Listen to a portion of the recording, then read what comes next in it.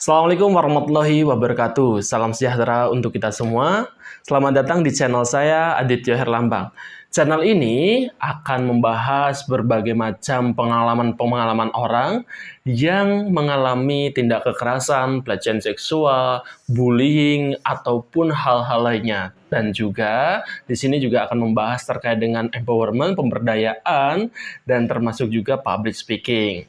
Nah, seandainya Anda suka dengan channel ini, silahkan boleh di like, ingin komentar, silahkan boleh tinggalkan komentar di kolom bawah ini.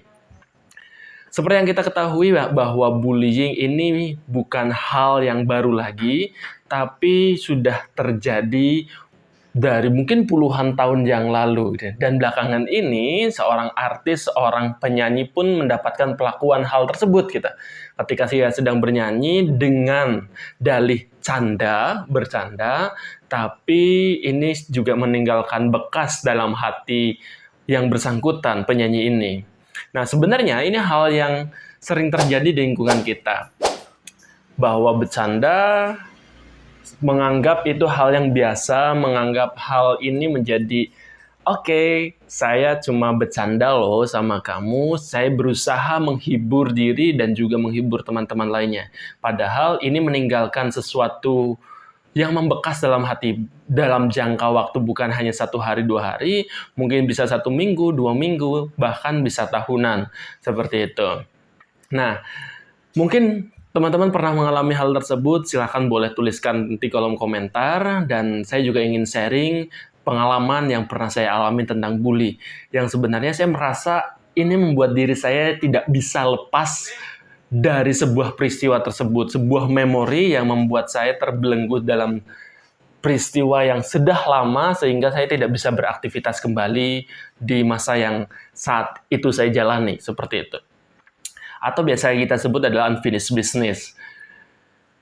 Tepatnya adalah waktu saya pertama kali masuk SD, terus kelas 3 SD itu saya mendapatkan perlakuan bullying verbal ya, selayaknya anak-anak kecil ya, anak-anak SD ketika kalau paling sering diejek orang tua, disebut namanya, dan pasti teman-teman juga pernah merasakan hal tersebut ya. Ini sebenarnya hal yang unik dan asik didengar ketika kita yang melakukannya, tapi untuk anak kecil yang mendapatkan perlakuan hal tersebut, untuk seorang anak ini sebuah hal yang menakutkan gitu. Karena pasti tidak akan sendiri yang melakukan bully tersebut. Pasti akan beramai dan seolah-olah dia terintimidasi. Berawal dari situ dan saya dijuluki dengan lambang seksi, di mana waktu itu saya badannya bagian belakang, bagian pantat saya ini adalah berisi dan bisa dikatakan semok pada zamannya, dan depan saya juga perutnya juga buncit. Saya waktu itu masih pendek dan menggunakannya adalah celana ataupun katok putih yang pendek selayaknya anak SD, dan bisa dikatakan itu jalannya sama seperti bebek. Dan laki-laki mana yang suka dianggap ataupun dipanggil dengan panggilan lambang seksi? By the way, sebutan saya dulu atau panggilan saya adalah Herlambang. Jadi saya disebutnya adalah Lambang. Seperti itu. Dipanggilnya adalah Herlambang seksi. Oke. Menurut saya itu adalah sebuah penghinaan, bukan sebuah pujian karena saya gemuk berisi makannya banyak ataupun menganggap saya sejahtera, tidak. Tapi mungkin kalau sekarang saya diberitahu ataupun diejek, diolok dengan cara seperti itu, saya bangga. Oh, ternyata saya sejahtera. Tapi berbeda pada masa saat saya kecil. Saya menganggap itu adalah sebuah penghinaan, sebuah ejekan. Dan ketika saya berusaha melawan, justru malahan banyak orang yang semakin membuli.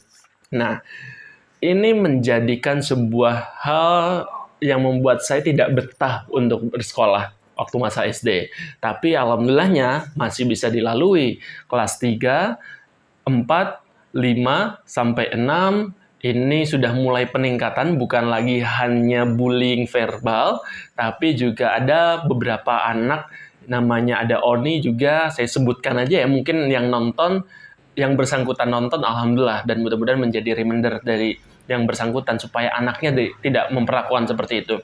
Dan ada Yandi, dan saat itu yang bersangkutan ini adalah melempar sebuah batu ketika saya sedang mengayuh sepeda. Coba bayangkan, Ketika saya berada di sekolah, saya mau pulang, saya merasa ketakutan karena sudah ditunggu oleh mereka yang sudah mempersiapkan sebuah batu yang akan dilempar ke saya. Nah, pandangan saya melihat mereka dan saya berusaha pulang dengan diam-diam. Oke, berusaha pulang diam-diam, saya berusaha lewat belakang dan tidak melewati itu, tapi diapa-apakan, katakanlah saya belok kanan ya, saya ambil jalan kanan dan saya muter dulu, sedangkan rumah saya ini harus melewati depan sekolah. Pasti saya bertemu dengan mereka. Alhasil, saya paksakan melewati, kalau tidak saya sampai sore nggak akan pulang, saya paksakan melewati, ternyata mereka sudah menunggu di situ, dan saya coba kebut, saya kayuh dengan kencang, dan disitulah mereka berusaha melempar saya dengan kencang. Dan saat itu kena kaki dan kena bagian pedal saya. Itu menjadi hal yang menakutkan bagi saya, dan tentunya orang-orang yang mendapatkan perlakuan seperti ini juga akan merasakan takut. Dan saya yakin betul bahwa banyak sekali anak-anak yang mendapatkan perlakuan itu gitu. Mulai dari dilempar, dipukul ataupun dilempar dengan pensil mungkin, paling minimal menggunakan penghapus, dan bisa juga menggunakan batu, atau bahkan ada yang dipepet masa-masa SD, dipepet di pojokan di kelas, habis itu dipukul ataupun hanya sekedar dijitak mungkin. Kalau menurut orang sekedar, tapi untuk bagi yang merasakan, wah itu luar biasa. Itu menjadi pengalaman yang memorable gitu dan akan tersimpan bertahun-tahun. Singkat ceritanya adalah saya menjalani masa SD dengan pengalaman-pengalaman yang menegangkan, di mana ketika saya mau berangkat sekolah, saya senang. Ketika sampai sekolah, saya merasa selalu mendapatkan perlakuan bully verbal, dan ketika sudah masuk kelas 6, saya mau sampai mendapatkan perlakuan non-verbal yang tadi dilempar ya. Dan ketika saya masuk SMP, katakanlah saya sudah lulus ya, saat itu lulus, dan saya mengatakan, yes, saya lepas dari yang namanya penjara ini. Saya lepas dari siksaan ini. Saya lepas dari bully-bulian dari rekan-rekan saya, teman-teman saya ini. Karena seandainya saya masih ada di tempat tersebut, saya tidak tahu akan bertahan sampai kapan, dan bagaimana caranya melawan, dan bagaimana saya menghindar dari mereka. Karena notabene sekolah ini kecil, yang setiap hari ibarat kata setiap jam, setiap saat itu pasti ketemu gitu. Bahkan ketika istirahat dalam jangkauan pandangan pun masih terlihat gitu. Dan ini menjadikan sebuah aktivitas bersekolah ini tidak menyenangkan bagi saya gitu. Sampai pada akhirnya saya lulus dan saya katakan yes, saya tidak akan bertemu dengan mereka lagi, dan saya lepas dari penjara, dan saya lepas dari siksaan-siksaan mereka. Bullying mereka saya selepas. Tapi ketika masuk sekolah pertama kali dan ternyata saya bertemu dengan seorang anak pelaku yang asalnya dari SD yang sama dengan saya, yang termasuk salah satu pembuli masa SD. Dan dia mengatakan, mendeklarasikan ke teman-teman saya saat SMP, mengatakan, hey, ini loh, ada Adityo Herlambang, ada seorang anak yang bisa kita kadalin, yang bisa kita bully, yang bisa kita ejek, yang bisa kita rampas ataupun palak. Wah, saat itu juga saya merasakan hari pertama saya sudah tidak menyenangkan.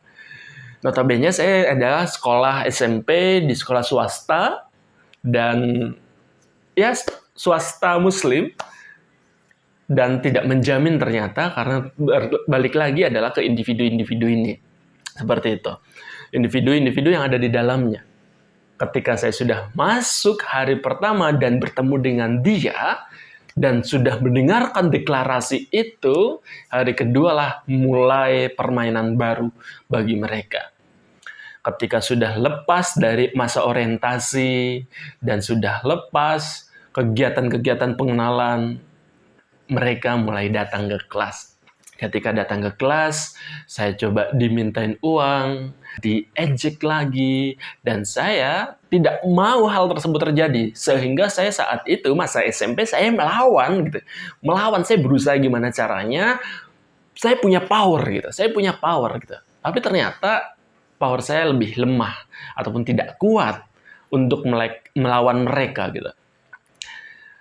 Kelas 1 saya mendapatkan perlakuan yang lebih dibandingkan masa SMP. Masa SD. Jadi kelas 1 SMP perlakuannya lebih tinggi dibandingkan masa SD. Seandainya masa SD ini saya mendapatkan hanya verbal, ejekan-ejekan saja, Aditya Herlambang seksi, menyebutkan nama orang tua, ataupun dasar nih gendut, ataupun hanya ejekan-ejekan seperti itu, berhubung ini sudah naik kelas, SMP, perlakuannya pun sama. Dia naik kelas.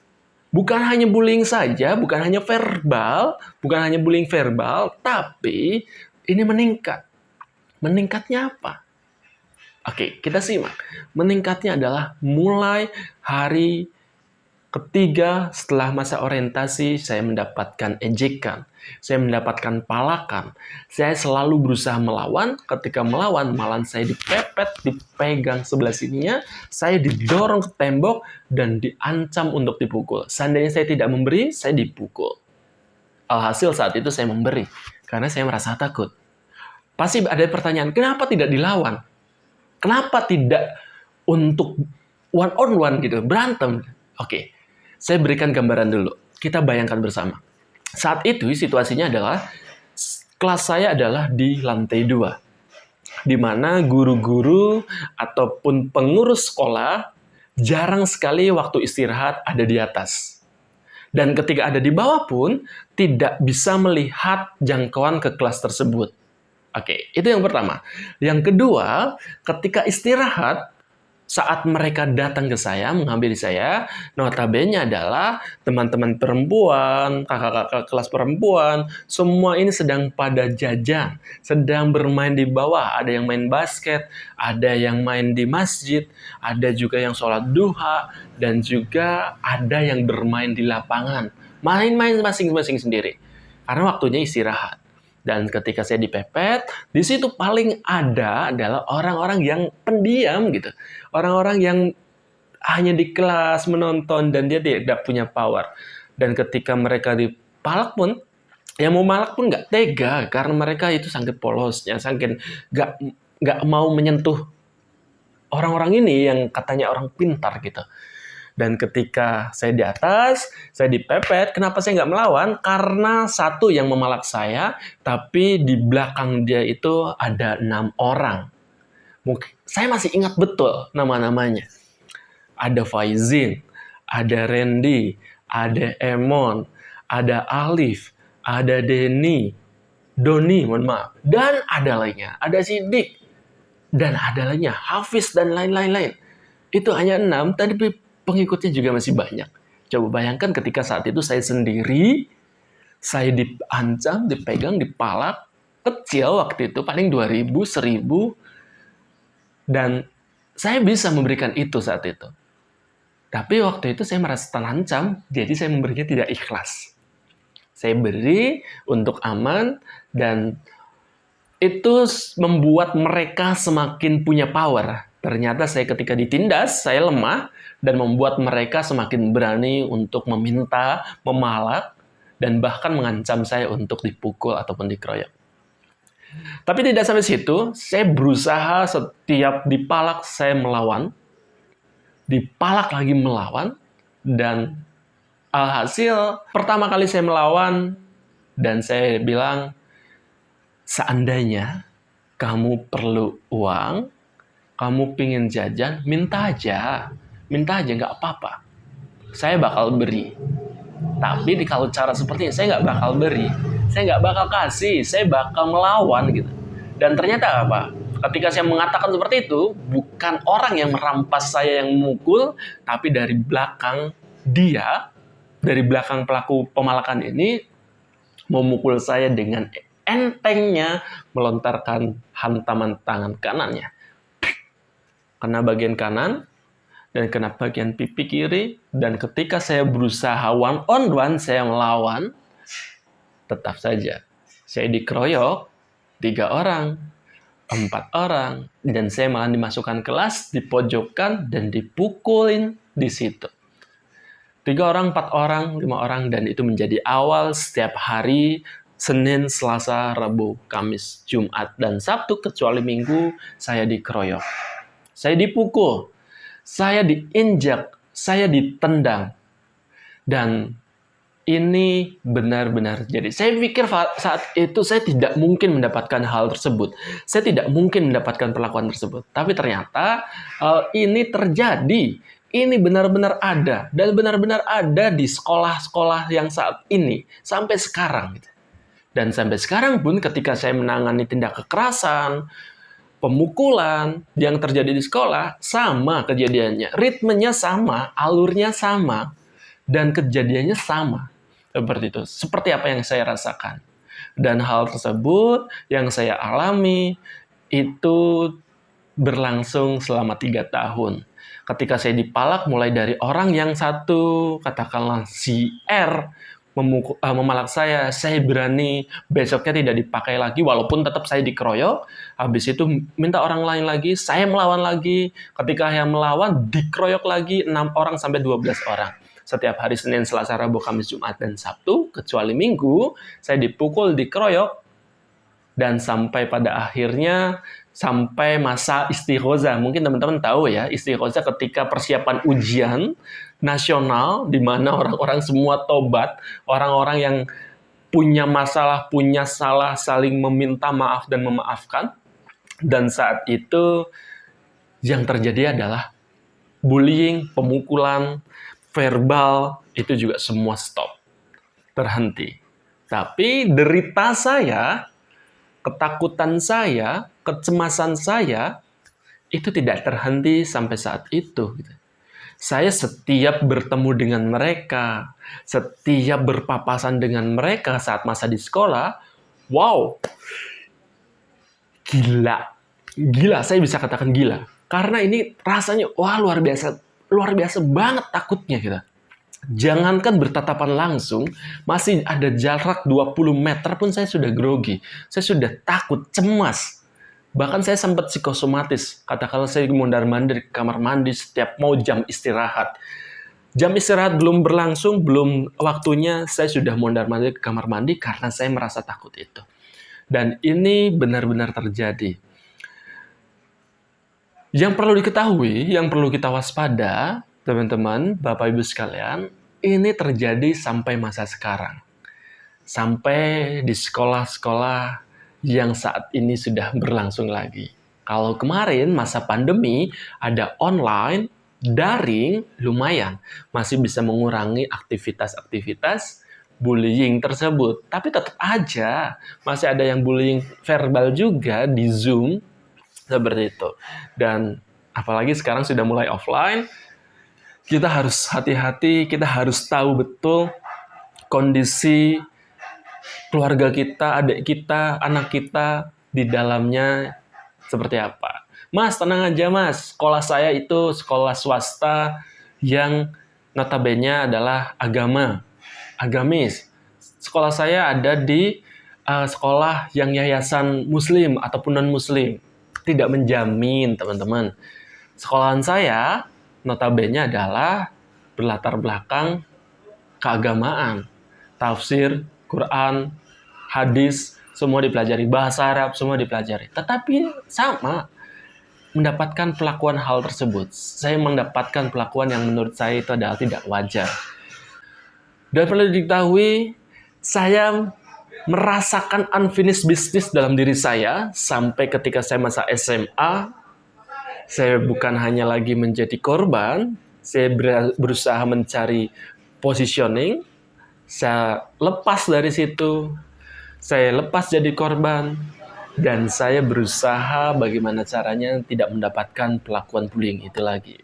Tapi ternyata ketakutan, kecemasan ketika diundang reuni, ketika akan bertemu dengan teman-teman yang pernah membuli saya, ini tidak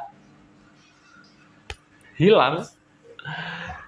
Rasa cemas, takut, bahkan dendam ada. Sampai saya lulus SMA, saya kuliah, ketika saya diundang reuni, saya tidak hadir. Karena apa? Karena masih ada yang rasa dendam dalam hati ini. masih ada rasa takut, masih ada rasa cemas. Seperti itu. Dan saya baru kekat lagi. Waktu dulu saya masih dipukul, mendapatkan perlakuan bullying non-verbal tersebut, dalam hati saya itu menyampaikan bahwa, ya Allah, sakit sekali pukulan ini, sakit sekali tendangan ini. Dan ya Allah, saya tidak ridho dan saya tidak rela mereka menjadi orang sukses. Buatlah mereka tersiksa, buatlah mereka merasakan perihnya hidup sebagai pengganti sakit saya ini. Dan ternyata apa teman-teman? Bapak Ibu sekalian, ketika saya berada di Bandung untuk kuliah, dan saya liburan ke Tegal, yang terjadi adalah saya melihat satu momen teman saya sedang membuli orang lain lagi. Dan juga mereka menjadi tukang parkir, pengamen, dan juga ada kegiatan-kegiatan lain yang menurut saya adalah tidak layak untuk mereka.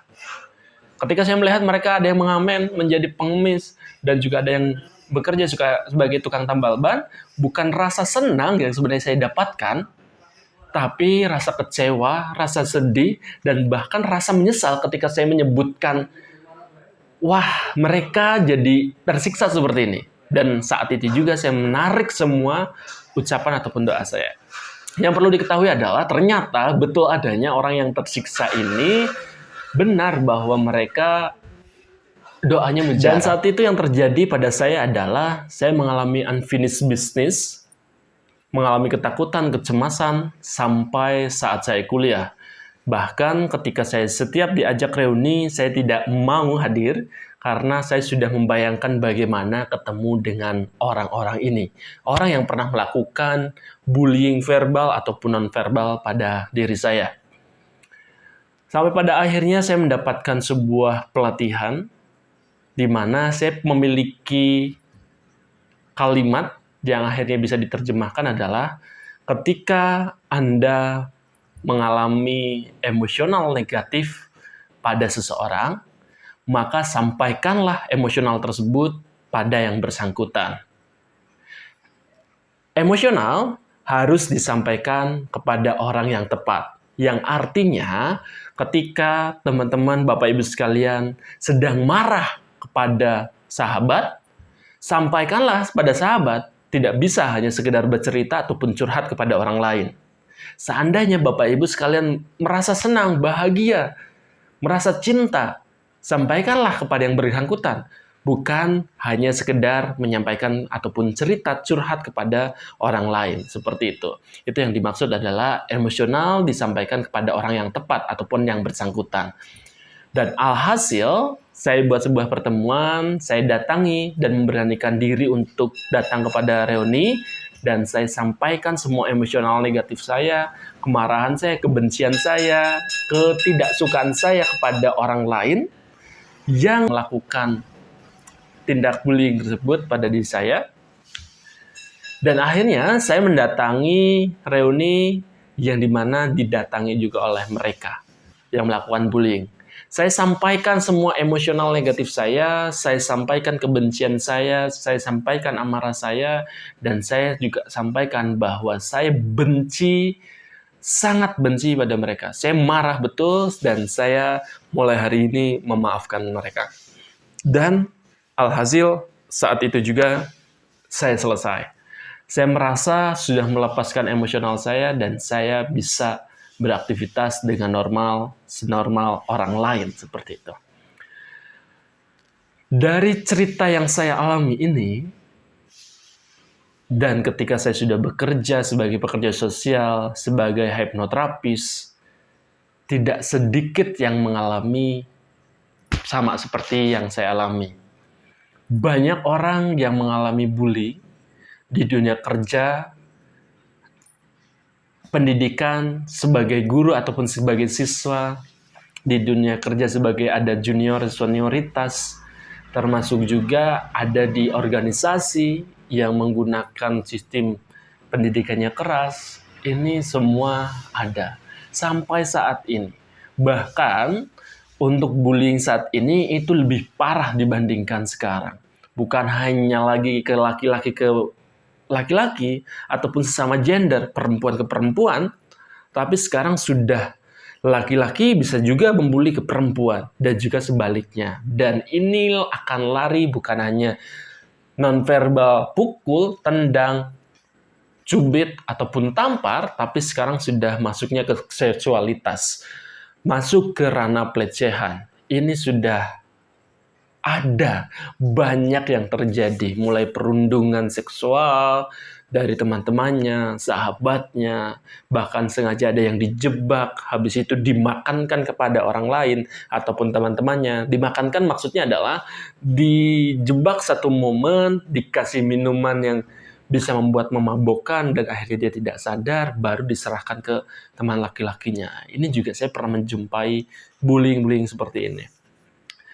Dan seandainya yang menonton ini adalah seorang kakak ataupun orang tua, coba setiap saat, setiap detik ketika berjumpa dengan anak, adik ataupun anak kita, ini bisa menanyakan apa yang dia alami, apa yang dia dapatkan di sekolah. Coba cross-check terus. Dan tidak semudah itu. Seandainya anak ini menjadi korban, tidak semudah itu menceritakan. Bercerita tidak semudah yang kita bayangkan. Mereka butuh proses, mereka butuh mental untuk menceritakan hal tersebut, sampai pada akhirnya semuanya terbongkar. Dan sebenarnya teman-teman bisa menggunakan cara lain, yaitu adalah bangun attachment dulu ataupun chemistry dulu, bangun kembali ke sebuah kepercayaan bahwa dia akan aman ketika menceritakan hal tersebut dan dia akan mendapatkan perlindungan ketika dia menceritakan peristiwa-peristiwa yang ia alami. Katakanlah peristiwa negatif, bullying, pelecehan seksual, pemerkosaan, ataupun yang lainnya. Seperti itu. Ini harus dibangun, harus diketahui. Karena kebanyakan yang mengalami korban bullying, non-verbal ataupun verbal, mereka sulit bercerita. Mereka bingung mau bercerita kepada siapa. Sedangkan lingkungan keluarganya mungkin bisa jadi sibuk, mungkin juga ketika pernah mau bercerita tapi jatuhnya oh ya udah nggak apa-apa dihadapin dulu gitu. Atau mungkin ada juga yang sudah bercerita tapi ternyata ya udah nggak apa-apa, anggap aja itu sebuah ujian. Ada hal-hal seperti itu. Nah, care kita harus ditingkatkan. Nah, saya yakin yang menonton ini adalah orang-orang yang peduli di lingkungannya. Seperti itu. Dan kita lindungi bareng-bareng dan kita jadikan lingkungan kita adalah lingkungan sehat. Seperti itu. Yang jelas, bullying, tindak kekerasan, pelecehan, semua bisa terjadi pada kita, pada keluarga kita. Bukan lagi laki-laki ke perempuan ataupun laki-laki ke laki-laki, tapi sudah bisa bersilang. Seperti itu. Lawan gender juga bisa saling membuli ataupun juga melakukan pelecehan baik secara seksual ataupun hanya secara verbal. Seperti itu. Baik, mungkin itu yang bisa saya sampaikan dan ceritakan. Dan mohon maaf apabila ada kekurangan. Ini adalah video pertama saya. Mudah-mudahan saya bisa memperbaiki dan melengkapi isi videonya di lain waktu. Terima kasih. Sampai jumpa kembali. Jangan lupa like, comment, and subscribe. Dan sampai jumpa di video selanjutnya.